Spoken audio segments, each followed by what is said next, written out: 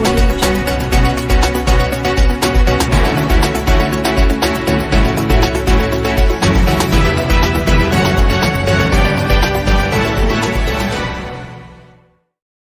रविंद्र शर्मा द्वारा की गई प्रेस कॉन्फ्रेंस। खबर है जम्मू कश्मीर के सुंदरबनी की, जहां आज कांग्रेस के प्रवक्ता XMLC रविंद्र शर्मा द्वारा प्रेस कॉन्फ्रेंस और किसानों की जमीन को लेकर कड़ा विरोध किया गया और उन्होंने कहा कि जब से जय देश आजाद हुआ है तब से किसानों का कब्जा है, लेकिन यह सरकार किसानों की जमीनों से बेदखल करने का काम कर रही है और ऐसा कांग्रेस पार्टी होने नहीं देगी। इसके लिए हमें बड़े से बड़ा आंदोलन क्यों ना करना पड़े। देखिए जम्मू कश्मीर सुंदरबनी से संजीव शर्मा की रिपोर्ट। का यहाँ स्वागत है। आज कांग्रेस कार्यालय में हम एक बहुत अहम मुद्दे पे आपसे बातचीत करना चाहते हैं।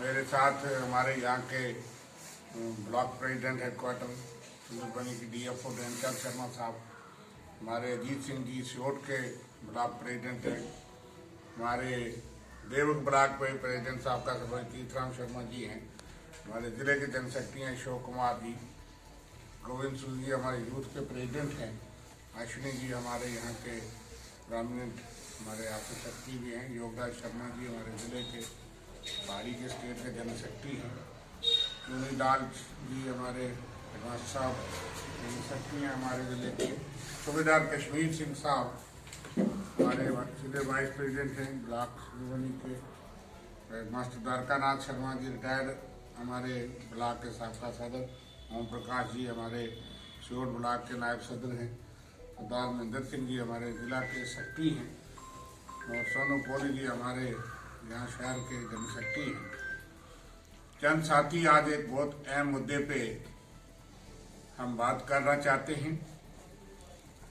चंद दिनों से ये मसला गरीब किसान की जमीन का मसला जो है वो गरमाया हुआ है, लेकिन इसके बीच में बहुत एक डांगरी में निर्मम हत्याओं का सिलसिला जो है वो चल पड़ा और उस हादसे की वजह से ये मामले पे मैं आज आपसे बात कर रहा हूं। हालांकि 2 दिन पहले भी हमने डांगरी की हत्याकांड के विरोध में यहाँ जोरदार कांग्रेस का प्रदर्शन किया और इस मसले पे भी हमने प्रदर्शन किया कि जो लैंड पॉलिसी है, लेकिन सुंदरबनी और जम्मू शहर से जो सिलेक्टिव और टारगेटेड किलिंग्स हुई हैं माइनॉरिटी कम्युनिटी के लोगों की, चाहे वो डांगरी में हुई, जोरी में हुई, लेकिन कश्मीर के अंदर भी हुई, उतना जोरदार जवाब यहाँ से मिला नहीं था। इसलिए कांग्रेस ने अपना दायित्व निभाया। हमने उस मुद्दे पे बात की और वो सबसे अहम मुद्दा जाने नुकसान जो हुआ था, उन लोगों के साथ बहुत जुल्म हुआ और सरकार की उसमें लापरवाही बाद में भी देखी गई, गफलतबाजी, क्योंकि जो खबरें आ रही हैं कि उसको माकूल इलाज नहीं मिला और भाषण और बातें तो बहुत की जाती हैं, लेकिन ये बड़े दुखद घटना थी और उनके साथ हम पूरा सहानुभूति और रोष प्रकट करते हैं। विलेज डिफेंस मैकेनिज्म को मजबूत किया जाना चाहिए। इस इलाके में भी कल से सर्च और बाकी चीजें हम सुनने में आती हैं, इसलिए कोई भी हादसा और ना हो, सरकार को पूरे जो है तरीके से सतर्क होकर के लोगों का कोऑपरेशन लेने के लिए कोशिश करनी चाहिए। सुंदरबनी निशारा इस सारे बॉर्डर जोरी पहुंच के लोग हमेशा फौज और उनको सावधान देते रहे। अब जिस मुद्दे पे हम यहाँ आपसे बात करने के लिए इकट्ठे हुए हैं, वो आपको पता है कि हर आदमी जो है वो इस वक्त जम्मू कश्मीर में परेशान है।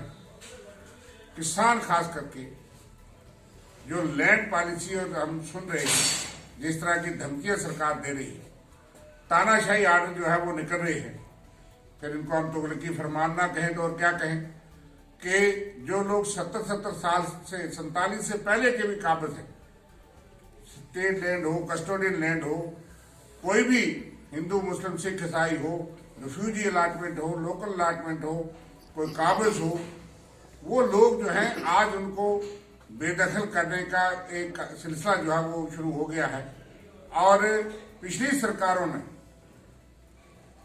किसानों को फायदे दिए, आम गरीब आदमी को बसाया लैंडलेस और बेघर लोगों को, बेजमीन लोगों को बसाया। ये पहली ऐसी सरकार आई है जो लोगों के हक को जो है वो क्रश करके उनको बेदखल करना चाहती है। हालांकि LB6, LB7 ये आर्डर जो है वो 50 और 60 में, 57 और 58 में निकालेगी। लोगों को, किसानों को फायदा 1952 में बना कि जो बड़े बड़े जगीरदार थे उनका जो है हक जो है उनके पास 182 कनाल रख के बाकी जगह जो है वो काश्तकार को, गरीब आदमी को दी गई। काश्तकार गरीब होता है। फिर उसके बाद राय कानून भी आया, उसमें भी 100 कनाल के बाद जो बड़ा मालिक था उसका जमीन जो है काश्तकार को दी गई। उसमें हर तबका जात के लोग थे, लेकिन बहुत से लोग स्टेट लैंड सरकारों ने LB6, LB7 के तहत 432 के तहत जो है वो जमीनें किसानों को दी।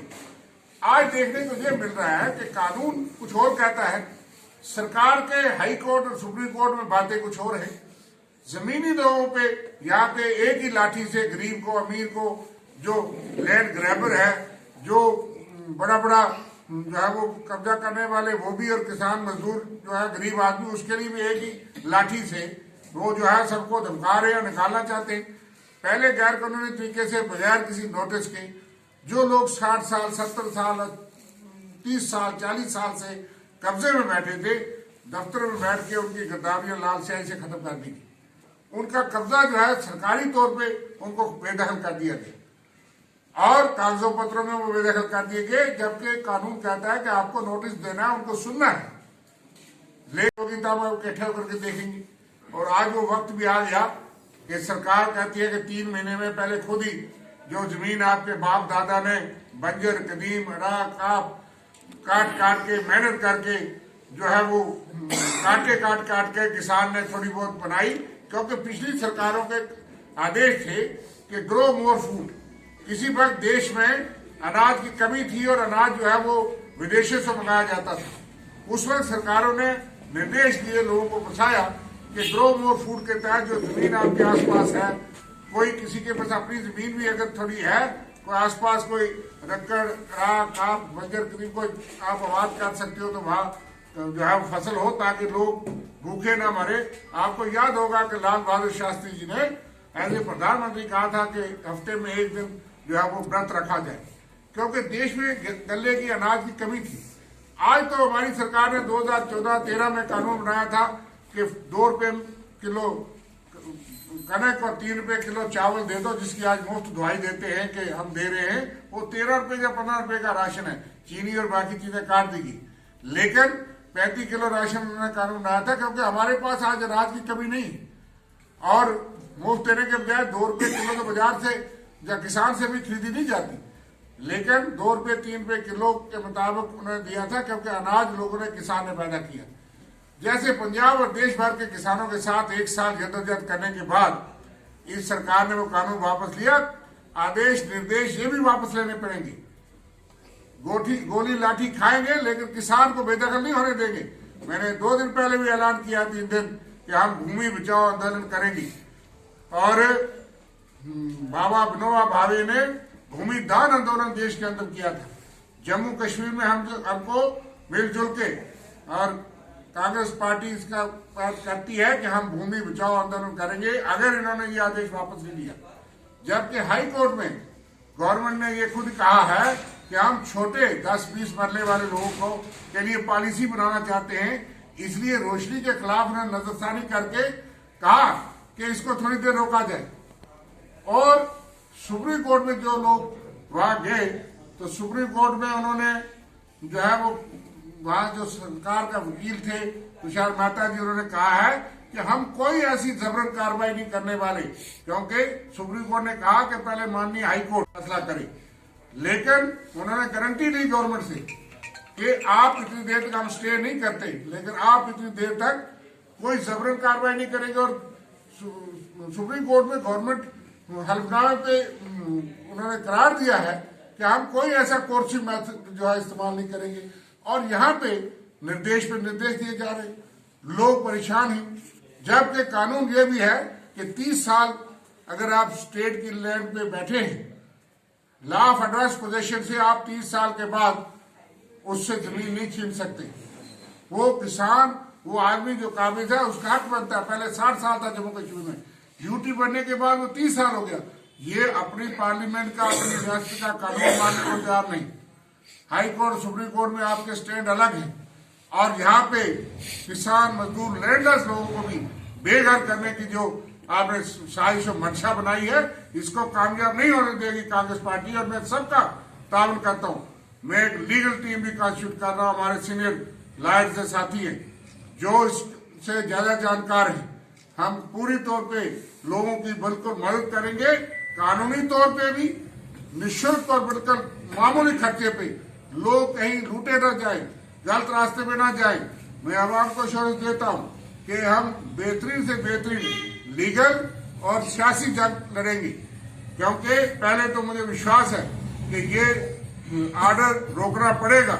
आज भी तो कल अगर सरकार होश में नहीं आई तो हम सड़कों पे यहाँ पे नहीं, ये सिर्फ सुंदरबनी का मसला नहीं, ये पूरे जम्मू कश्मीर, जोरी, पुंछ, हर जगह का मसला है। इसमें हर तबका जात, हर धर्म, हर बरादरी, हर समाज के वर्ग का मसला है। क्योंकि हम कोई पॉलिसी चाहते हैं, जिसके पास 100 कनाल है उसके लिए भी यही कानून। कईयों ने जाली तौर पे अंतकाल या अलाटमेंटें कराई हैं, उनके खिलाफ कार्रवाई कोई नहीं होगी, वो अलग मसला है। लेकिन जिसके पास 2 कनाल है, उसके पास अगर सरकार की 2 कनाल है तो उसको क्यों बेदखल किया जाए? जिसके पास 4 कनाल है, उसके पास 1 कनाल सरकार की है, उसको क्यों बेदखल किया जाए? इसी तरह से कई लोग ऐसे जिनके पास अपनी जमीन ही कोई नहीं। मैं एक जगह बाटा तला में गया, एक छोटे वर्ग के गरीब लोगों ने मुझे कहा कि इनका मकान भी जो है वो स्टेट लैंड पे है और वो कई सालों से, दशकों से बसे हैं। इसी तरह से ना पत्री या इस तरह से लोग जो है वह बटल से उधर से उठा करके जो कांगनी वगैरह इस बेल्ट में वो डिस्प्लेस पर्सन है, चाहे वो पीओके से नहीं है, वो इलाका हमारे में है, लेकिन वहां फौज बैठी है, वो लोग यहाँ आकर के काम